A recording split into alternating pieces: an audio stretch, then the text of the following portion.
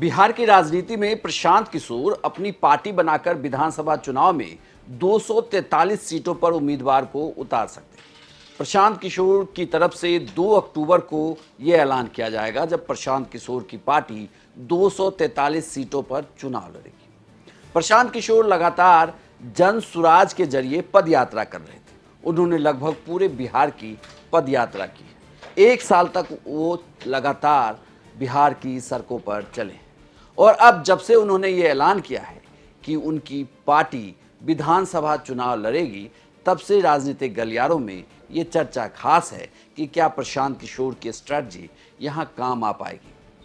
नमस्कार, प्रणाम, बिहार तक देख रहे हैं आप। मैं हूँ आपके साथ इंद्र मोहन। प्रशांत किशोर उर्फ पीके एक चुनावी रणनीतिकार जिन्होंने लगभग जितने भी नेताओं के पीछे या पार्टियों के साथ उन्होंने चुनाव की रणनीति बनाई, उसमें उत्तर प्रदेश छोड़ दें तो बाकी सभी रणनीति उनकी सफल रही। इस लोकसभा चुनाव में बीजेपी को दिए हुए नंबरों की वजह से वो घिरे भी, लगातार सवाल भी उठे। उनका दावा था कि बीजेपी बहुमत के आंकड़े को पार कर रही है, लेकिन लोकसभा चुनाव में ऐसा हुआ नहीं। खैर, लोकसभा चुनाव छोड़िए और बिहार की विधानसभा चुनाव पर फोकस करिए।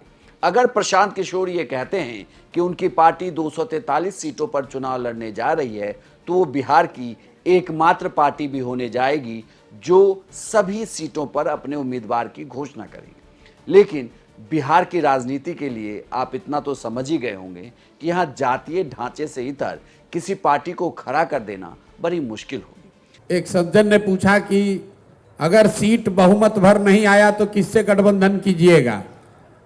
तो मेरे भाई जन सुराज का जो परिकल्पना है, मैं हमेशा कहता हूं कि जब ये दल बनकर चुनाव हम लोग लड़ेंगे तो या तो अर्श पर मरेंगे या फर्श पर मरेंगे, बीच में लटकने का उपाय नहीं है।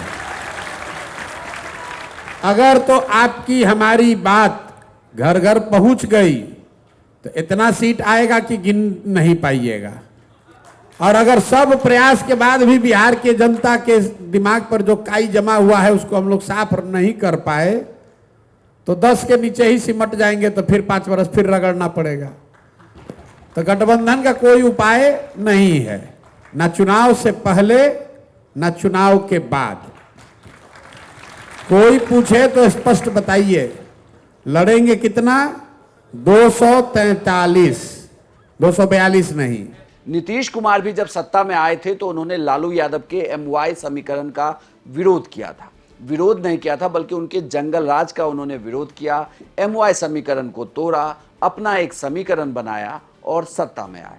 और अब जब प्रशांत किशोर सत्ता की राह देखना चाहते हैं तो वो अब एक नया समीकरण साधना चाहते हैं। दरअसल प्रशांत किशोर एक नई स्ट्रैटेजी के तहत बिहार में जातियों के ढांचे में तो नहीं फंसना चाहते, लेकिन वो उम्मीदवारों के सिलेक्शन से लेकर महिलाओं को ज़्यादा संख्या में टिकट देने की बात कह रहे हैं।